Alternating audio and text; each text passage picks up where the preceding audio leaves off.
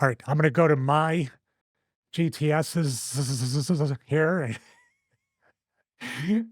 Yeah, somebody used to have a space between their teeth and has a Philly accent. Not a good mix for saying the syllables in there. So here we have this. I'm going to point this out right here. Number one, and this is what Vince had told me when I came back.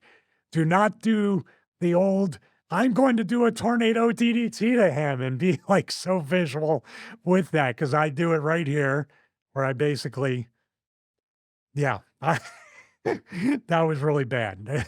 Yeah, ride 'em cowboy. But basically, this is the same exact finish done two different ways. This here, I was more of a heel. The second GTS was more of a babyface match. I'll give some backstage stuff after that match where I thought that they were finally going to do something with me, but they didn't.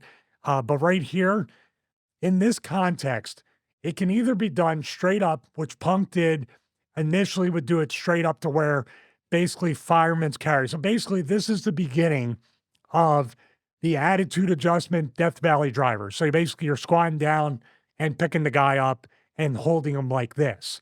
Now, with the GTS, it's a little bit different in a way where he basically holds you like this and then throws you up and brings his left knee up, mostly into your upper chest below here.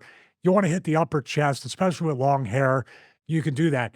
The way Seth Rollins hit it on Punk, Punk just ate it right in the side of his face.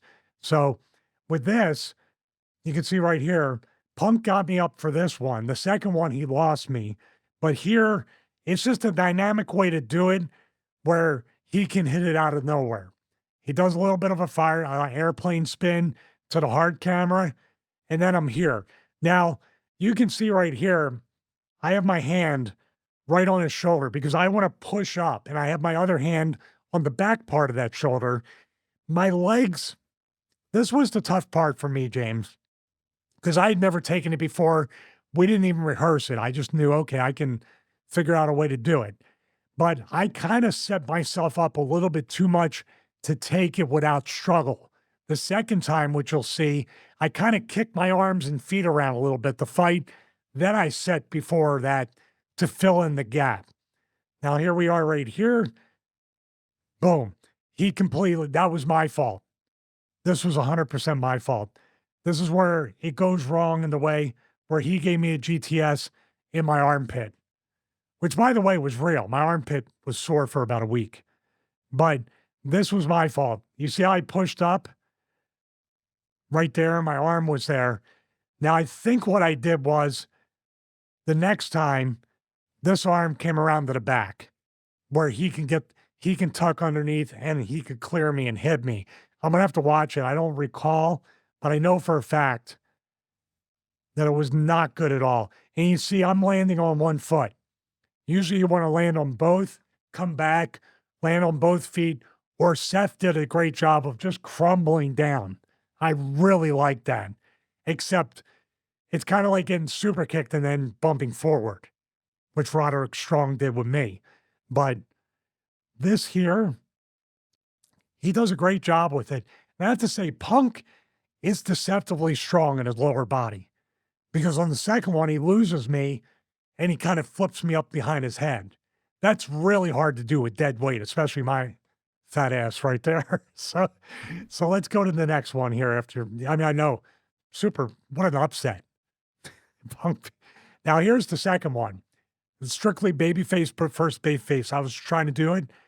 I took Vince's thing right here. You can see he loses me. This is all Punk right here.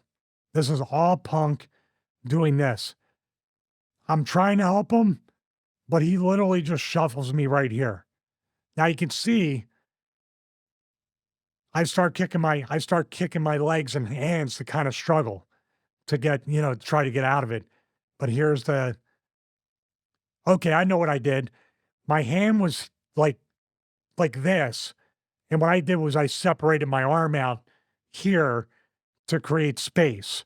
So that way it's cleared when his knee comes up, it's at least going to hit me in my upper chest. Boom. Now he took care of me. He didn't hit me anywhere near my face. He hit me right in the upper chest, but the camera cut was a little late there, and then I just kind of fell. But I land my mistake was corrected. I landed on both feet in order to take a back bump there, and that's it. Now, Kenta, he would kill people with it. That's where Punk got the GTS from. He would kill people with that thing. There we go, down. I know, surprise, he beat me again. But but really with the GTS, the most important thing to do is see what your opponent is capable of. We tried to experiment so he can hit it out of nowhere, but at the same time, it's very important to get the standard one down and make sure. Now, it's kind of difficult because what Punk's trying to do is post you like this, push you up or push you up this way, and then have you land on your feet and hit you with it. Or before you even land on your feet, his knees up there, your feet hit, and you back bump. Or you hit, you get jaw jacked, land on your feet and just crumble. Or there's so many different ways. In other words, what you're saying is there's so many variations of taking it and giving it that could go right or go wrong. You know, the height of the dude, the weight of the dude, and usually if it's somebody bigger, that second rope tornado DDT or on the second rope gets caught is the best way to do it, because the hardest part is not holding them up here. The whole part that makes it hard is squatting down. It's a mix between a squat and a deadlift. And then when Punk mixes in, if Chris can be rolled in, when Punk mixes in doing the Seth and Moxley from dead weight on his back as he's on his knees, that's super tough, because then you got to do basically a heavy lunge with a body on your back and then be able to do it. And with Punk, I wouldn't have recommended that, because Punk, with the injuries he suffered, you know, you could blow your back out, you could blow your knee out, you could do whatever on a very innocent type thing, because Seth and Moxley are not helping him. They're selling dead from the first one. So what do? That's all Punk doing that. So that's why I said initially, he is deceptively strong in that lower body to be able to lift dead weight and then hit that. So he might have been fine, by the way, James. He might have been fine. And then that whole sequence of the superplex, go to sleep, and then I got to pick him up from here. That could have been the part that exhausted him more than anything. I was thinking of Rick Boogs. Do you remember a few years ago, WrestleMania, he had two guys on his back and he tried to do that one leg. Yeah, blew his knee out, and he was out for nearly a year? And it wasn't even worth it. Yeah, the Usos, I think, right? They were wrestling the Usos. And here's the thing about the Rick Boogs thing. He never came back the same, not physically I'm talking about, but his gimmick, his momentum, and then he was released weeks, if not a couple months after that, right? When he came back. Yeah, he was gone pretty quick. He was barely brought back. He was brought back, but he was barely involved, and then he was just got rid of in a cluster of releases, I think.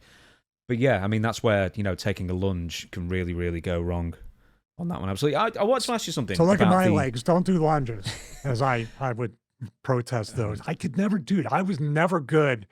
I tried to do those lunges or the Bulgarian split squats or... The balance is tough. Yeah, I used to be able to do, I did the first thing of P90X, the leg day. That's the first thing you do off the bench. I was really good at it. And then all of a sudden I was just like, kind of like Hindu squats. After wrestling school, I took a break from doing any squats at all for years until I had to do it in the ECW. But wrestling school, 500 Hindu squats a day and then running and then they start beating you up for real. My God. I was tough enough. I was Matt Capitelli like 5 days a week, 3 hours a night. I was Matt Capitelli. God, I'm sorry. I was going to ask, what makes the best looking GTS where you don't just get absolutely smashed in the face then? So are you aiming for a knee at the upper chest, or are you aiming for your face to land on their thigh? I mean, what is the best visual for a landing? It don't matter. If you get hit with somebody's like quadricep in the side of your jaw, you're still getting jaw jacked. And most times you saw it with Seth doing to Punk. It wasn't so much he jacked him, but his head got twisted, his neck got twisted, and it was like literally could have been a concussion right there. Can we the see way that he now? hit him. Can we run through that and have a look at it now? Yeah, I have it right here. Okay. See, the camera cuts right there, but I'm going to freeze frame it. And this is one of two as well. And he seems Right to catch there. him on both of them. Right there. Now the second one caught him in the side of the jaw. I didn't have that footage, but this here, that's about it. I mean, that's better than Punk does, but it's also real. Literally, this is an example. If I zoom in, this is an example of, dude, we got this blood feud, we got this angle. This is the last time of wrestling. Just lay it in. And Seth sure as hell laid it in and hit him with it. What's the perfect GTS? If I'm not taking it, this is the perfect one, and the other one's the perfect. But for me, and you got to factor in too, Punk has shorter hair. So long hair, like the one on Seth, he has more range and more latitude to protect Seth. Punk having short hair, you got to lay it in or it's not there. And the beautiful part about this is right there. And you know what this is a callback to? GTS out of the ring. There's lots of callbacks in this match. Money in the Bank, when he hit John Cena with it, when Punk hit John Cena, Cena went out and he tried to crawl and get him. And that's when Vince came out with Johnny Ace and after the GTR, after the STFU, and then the finish happened. But the initial GTS, Cena rolled out. So Punk has a lot of things he's doing callbacks on from previous matches. Why does Punk land on one leg then? Because you were saying, when you did the GTS with Punk the first time, you landed on one leg and it all went a bit skew-whiff, as we would say here. So why does Punk end up landing on one leg here? Did Seth not execute it right? No, it's not. It's kind of pot luck. Depending upon the grip you have in the fireman's carry, how much you're boosted up, and where you come down.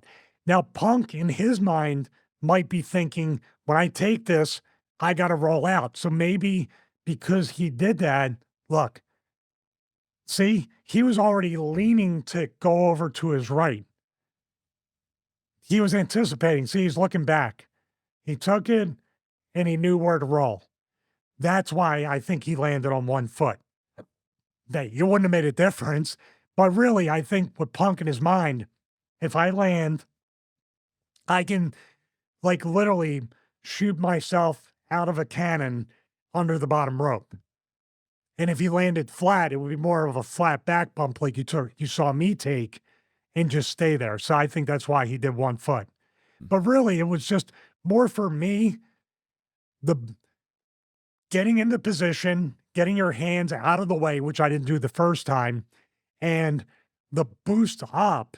This is the most important part, I think, because then it gives him time to he can let go and just like Kenta would literally almost let go and shoot that knee up like a knee lift right there. So that's, to me, this is the most important part, that pause and up there to determine this and to determine what kind of bump you're going to take and where you're going to take it.